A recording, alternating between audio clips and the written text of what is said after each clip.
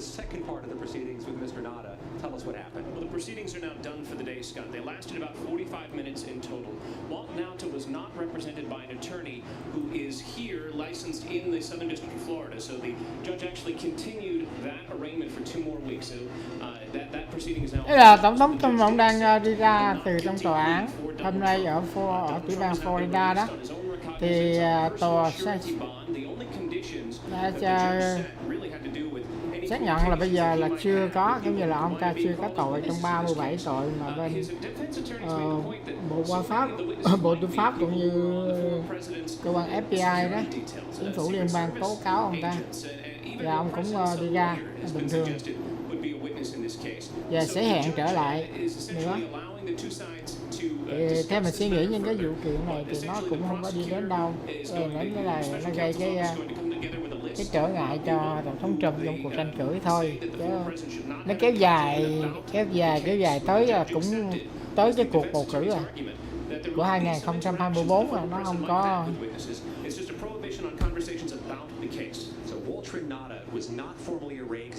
Tổng thống Trump ông sẽ không có bị cái gì cả.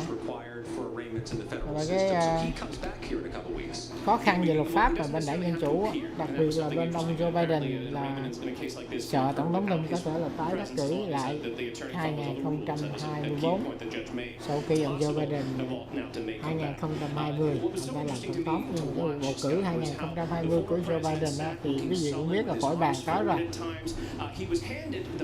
To sign with some of the conditions that the judge had set. He pulled the pen out of his own jacket pocket, reviewed the documents, signed several times and several pages that would be witnessed by his attorney. It was a formality. Những cái xe của tổng thống đó đang ở bên ngoài thì là tòa cũng như là nhân viên an ninh để bảo vệ. The proceedings lasted about 45 minutes and when it was over, the judge said the good news is my involvement in this case ends right now, and that provoked a smile.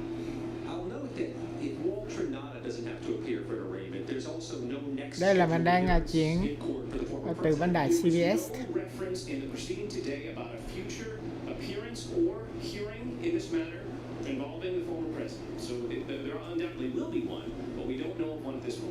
Chuẩn bị tổng thống Trump ông sẽ rời cái thành phố Miami rất là sớm. Trump's expression was the same. Expressionless, hunched over, saying nothing, writing nothing, making no use of the papers in front of him. But the judges had a different tenor to them.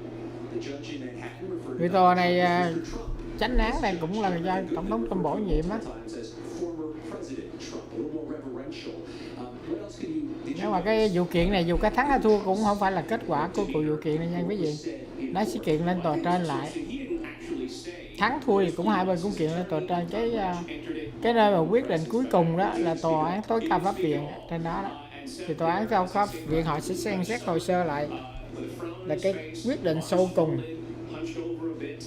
Nhưng mà khi mà đến đó rồi thì nó cũng đã qua cái cuộc bầu cử 2024 rồi.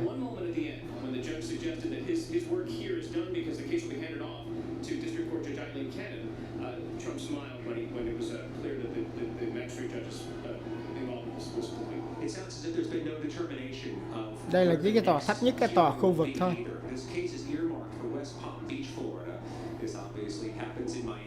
Nó sẽ lên 2 cái tòa nữa rồi.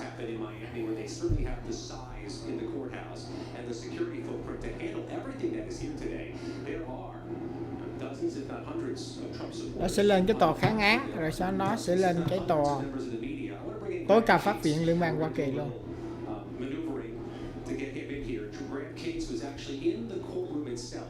For this roughly 45-minute proceeding, this arraignment of former President Trump in this initial appearance of his co-defendant Walter Nada. Graham Cates running through the Miami street to get here. What did you see or hear in the courtroom that struck you? You know, there was a little bit difference provided. The judge referred to him as former President Trump repeatedly in his Manhattan indictment. The judge was calling him Mr. Trump. There was these kind of little differences. And then he was ordered to sign a personal surety bond that said he wouldn't commit another crime. And that he's being told not to communicate with any potential witnesses. That will be listed by the prosecution about the case itself, about the facts of the case.